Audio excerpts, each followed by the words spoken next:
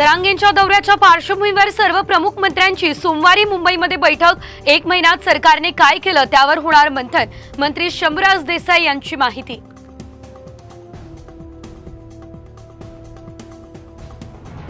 सरकारने ओबीसी आरक्षणाला धक्का लावला तर पुढची लढाई रस्त्यावर होणार। ओबीसी नेते प्रकाश शेंडगे यांचा सरकारला इशारा।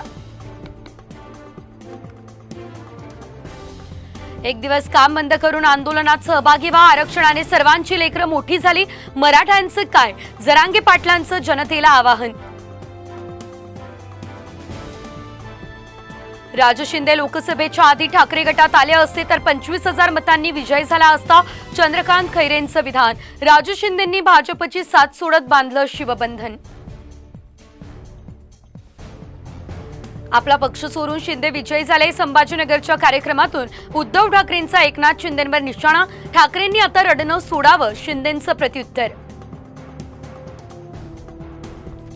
संभाजीनगर दौऱ्यात उद्धव ठाकरेंचा निपाणी गावातील शेतकऱ्यांसोबत संवाद। शेतकऱ्यांनी मांडल्या ठाकरेंसमोर समस्या। पहिल्याचा पत्ता 1 रुपया नाही मिळाला। मागच्या काळामध्ये तुम्ही निश्चित दुग्ध विकास मंत्री राधाकृष्ण विखे पाटील यांनी घेतली उपोषणकर्त्यांची भेट।